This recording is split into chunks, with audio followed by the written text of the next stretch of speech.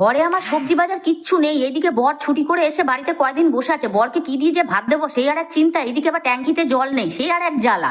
যাই হোক, মোটামুটি চিন্তা তো করে লাভ নেই, কাজগুলো করে নিতে ঝটপট করে ঘরগুলো মুছে নিলাম। আগে মুছে নিয়ে চলে গেলাম, এদিকে ট্যাঙ্কিতে তো এক ফোঁটা জল নেই। চলে গেলাম পাশের বাড়ির কলে, দেখি জল এসছে।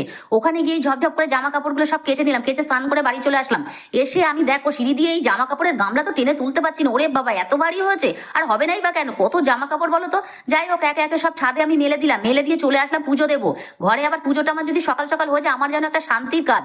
যাই হোক, পুজোটা আমি দিয়ে নিলাম, দেওয়ার পরে চলে আসলাম রান্নার দিকে। রান্না করবো, দেখি ফ্রিজে দুটো শুকনো শুকনো ঝিঙে পড়ে আছে। যাই হোক, ঝিঙেগুলোকে আমি কেটে নিলাম, একটু আলুও কেটে নিয়েছি, করবো ঝিঙে আলু পোস্ত। তাই প্রথমেই ঝিঙে আলু পোস্তটা বসিয়ে দিলাম। এদিকে ডাল করলাম আর একটু উচ্ছে আলু ভাজা করলাম। আর সেরকম রান্নার কিচ্ছু নেই।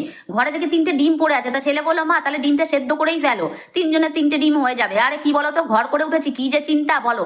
রাত পলে চিন্তা হয় খাবো কি আর কাজ করবো কি।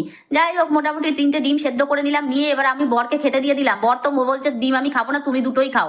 আমি বলছি না না, 3জনে 3টেই খাবো। যাই হোক, বড় বক বক করে খেতে বসে, এমনি মন মেজাজ ভালো না, তারপর আমার বরের বক বকানি আমার যেন ভালো লাগে না।